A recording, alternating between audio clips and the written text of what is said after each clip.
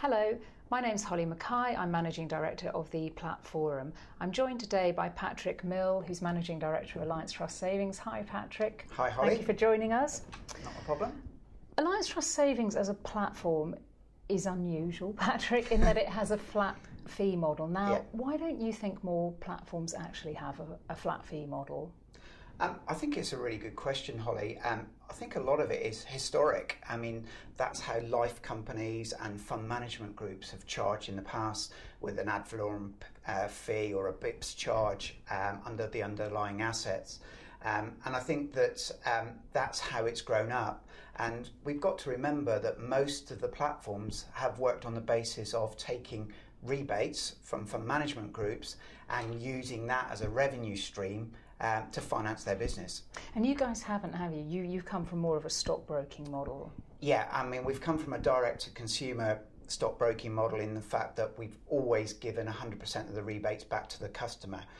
So we see ourselves as an administrator, a facilitator, and we make a charge for that. So it's a flat fee that we charge for the services that we give to clients and advisors. Do you think you're sort of heralding change? I mean, do you hear...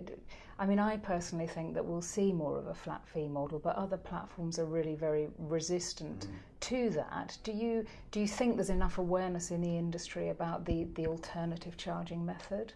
I think awareness is heightening. I think that we will see different charging models. One of the things that I do think that we will see at some point is a maximum, because there is only so much administration that you carry out on a person's account. There has to be a point at which you cannot take any more revenue. Are you going to hesitate to sort of say what that might be, Patrick? I suppose it's not for us to say, because obviously we've got a maximum in place. There is only a certain amount that we will charge, irrelevant of what people have in their portfolio. So we've already got that in place. What other people have to do with their business models is kind of up to them, really. You're also in the direct channel now. It's really confusing, not only to us in the industry, to financial advisors, but when it comes to explaining this to customers, you have tried to champion the clean share price model and a flat platform fee with limited success. Is that fair to date? You would expect me to say this, Holly, but no, I think that is unfair. We've seen our assets grow in the last couple of years from 2.7 to today about 4.3 billion. But I do agree with you that consumers think it's difficult to understand. And one of the reasons that they find it hard to understand is because we haven't got transparency yet. Clearly that's coming with RDR, but at the moment, because of the rebates, platforms are still taking rebates, so clients don't actually see what they are physically paying.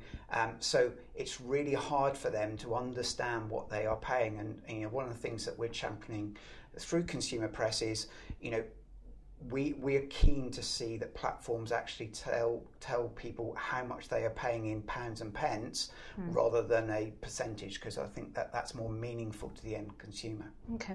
When I talk to some of your peers, there's an awareness, and I think it's true to say, particularly for a larger type of customer. I mean, you are cheap. I know people don't like that word, but when it comes to a platform profile, you are.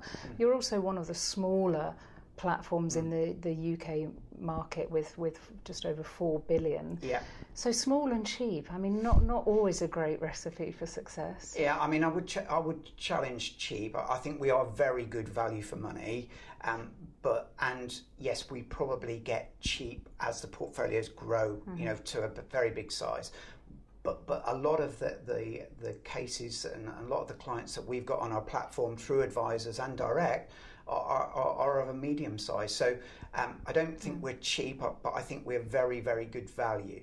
I think the couple of other points that I would make is that we see ourselves as a administration service, as a facilitation, and we believe that is the right way to charge for that, because we're offering a service to an end consumer or to an advisor. Also, we've built our business on that basis, and so we have a cost base that is right for that charging model. And last April at the AGM, we announced that we were looking to be monthly profitable from December 2012. Although I can't give you the figures at the moment because our reporting accounts are out on the 12th of March, but we were on track for that. So we have demonstrated that we can make a fixed-free, not cheap, but good value for money model actually work. Okay.